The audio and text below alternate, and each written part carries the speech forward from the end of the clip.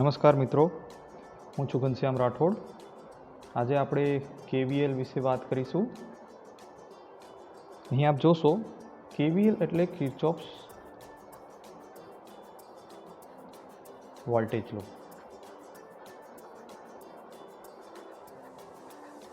Kirchhoff voltage લોની જે વ્યાખ્યા છે કે Kirchhoff law or Kirchhoff voltage law KVL states that Kirchhoff voltage law states that the algebraic sum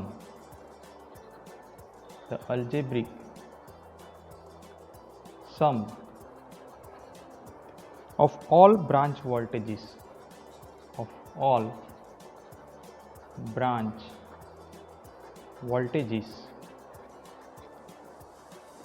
around any closed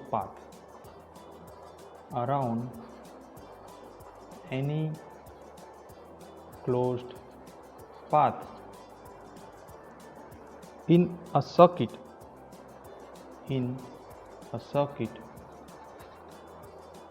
is always zero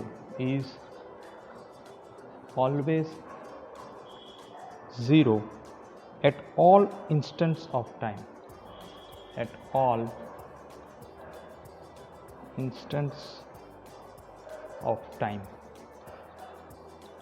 હવે અહીં જે વ્યાખ્યાની વાત થાય છે તો આપણે જોઈએ કે અહીં શું કહેવા માગે છે. અહીં જુઓ, KVL સ્ટેટ્સ ધેટ, KVL એવું કહેવાય છે, કિર્ચોફ વોલ્ટેજ લોમાં એવું કહેવાય છે કે અલ્જેબ્રિક સમ એટલે પ્લસ માઇનસ બધા જ આપણે વિદ્યુત ભાર લઈ લેવાના, પ્લસ પણ ગણવાનું અને માઇનસ પણ ગણવાનું. આખા લૂપમાં જ્યારે તમે આખી બધી બ્રાન્ચમાંથી જે કરંટ ફ્લો થાય છે અને જે એલિમેન્ટની અક્રોસ વોલ્ટેજ ડ્રોપ છે, જો અહીં લખ્યું છે that the algebraic sum of all branch voltages, દરેકે દરેક બ્રાન્ચની જે વોલ્ટેજ છે, જો રેઝિસ્ટન્સ હોય તો એ વોલ્ટેજ ડ્રોપ હોય, જો સોર્સ હોય તો આપણે સોર્સને પ્લસ તરીકે એડ કરવાનું હોય.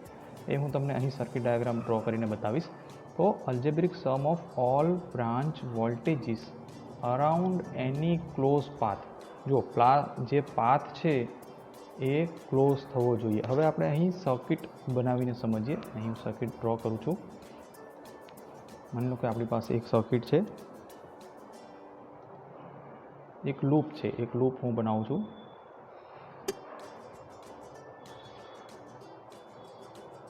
લૂપનો આપણે ક્લોઝ પાથ અહીં બનાવીશું. અહીં અલગ અલગ એલિમેન્ટ લઈ લઈએ. માની લો અહીં એક એલિમેન્ટ છે, આ બ્રાન્ચમાં એક એલિમેન્ટ છે, આ બ્રાન્ચમાં પણ એક એલિમેન્ટ છે. જો દરેકે દરેક એલિમેન્ટને હું ડ્રો કરી લઉં. અહીં સમજો કે અહીં એક વોલ્ટેજ સોર્સ છે, સિંગલ સેલ વોલ્ટેજ સોર્સ છે, ઇન્ડિપેન્ડન્ટ વોલ્ટેજ સોર્સ એવું કહી શકાય.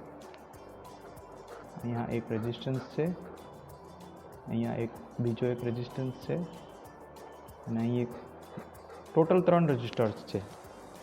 હવે અહીંયા હું કરંટની ડાયરેક્શન એઝ્યુમ કરી લઉં. આપણને એકચ્યુઅલી તો ખબર પડે કે આ રીતે અહીં પોઝિટિવ પોલારિટી છે એટલે કરંટ અહીંથી પાસ થતો હશે એવું આપણને ખબર પડે. આ R1 છે, આ R2 છે અને આ R3 છે.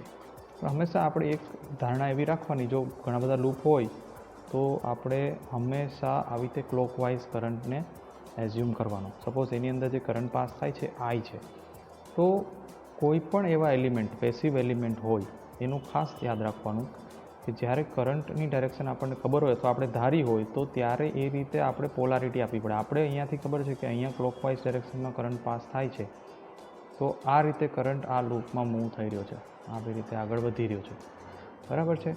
તો આપણે સૌ પ્રથમ શું કરવાનું, જ્યારે કરંટની ડાયરેક્શન ખબર હોય ત્યારે પેસિવ એલિમેન્ટની પોલારિટી આપી દેવાની. તો પેસિવ એલિમેન્ટ કયા છે? આપણી પાસે R1 છે, R2 છે અને R3 છે.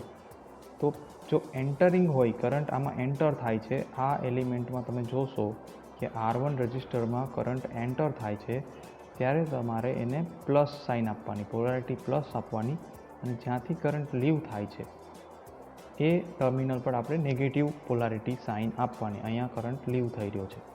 એવી રીતે અહીં એન્ટર થાય છે એટલે અહીંયા આપણે પ્લસ પોલારિટી આપીશું. અહીંયા કરંટ બહાર નીકળી રહ્યો છે એટલે આપણે અહીંયા નેગેટિવ પોલારિટી આપીશું. એ જ રીતે આ ત્રીજો એલિમેન્ટ છે ત્યાં પણ આવી રીતના જ પ્લસ અને માઇનસ પોલારિટી એન્ટરિંગ કરંટ અને લિવિંગ કરંટ આ રીતે આપણે આપીશું. હવે જ્યારે તમે આનું ઇક્વેશન KVL પ્રમાણે ઇક્વેશન લખો તો એવું લખાય કે apply KVL in given network અથવા સર્કિટ એવું કહી શકાય.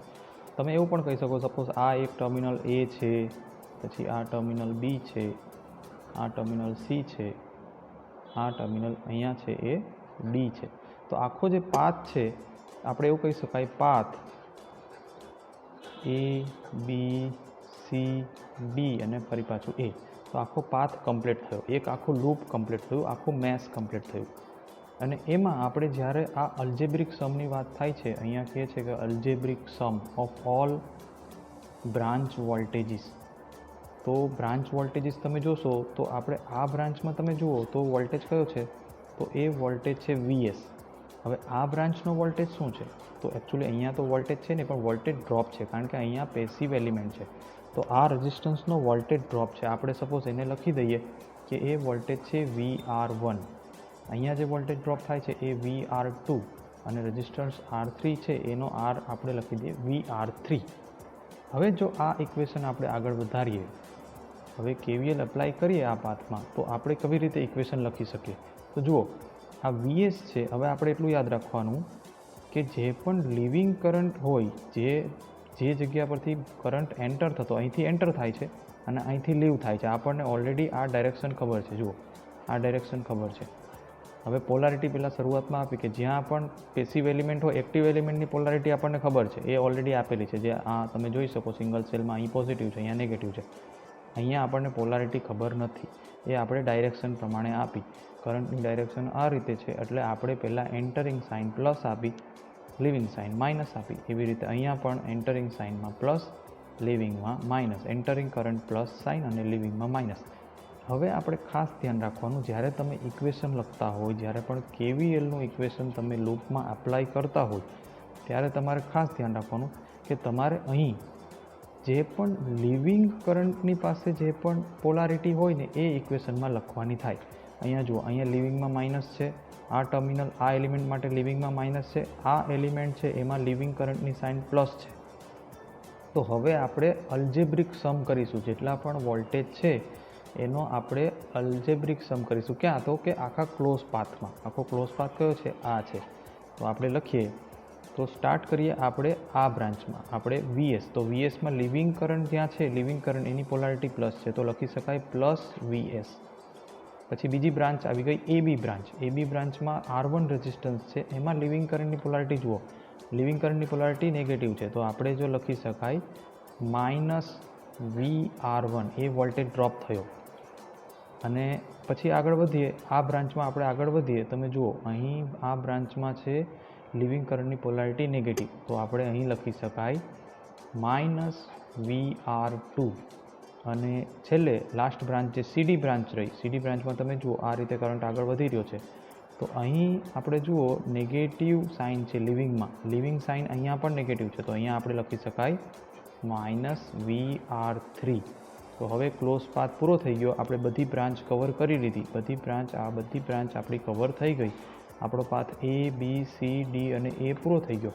તો તમે જુઓ અલ્જેબ્રિક સમ ઇન અ લૂપ, અહીં વાંચશો તમે, sum of all branch voltages around any close path. આપણો ક્લોઝ પાથ કયો છે? A B C D A. In a circuit is always 0 at all instant of time. તો જુઓ આ આપણું આખું ઇક્વેશન તૈયાર થઈ ગયું અને આ KVLનું ઇક્વેશન છે જે એની વ્યાખ્યાને અનુસરણ કરે છે. તો મિત્રો તમને અહીં સમજ પડી હશે અને આપણે આગળ બીજા વિડીયો જે KCL છે એના પણ જોઈશું. તો થેન્ક યુ, ધન્યવાદ મિત્રો.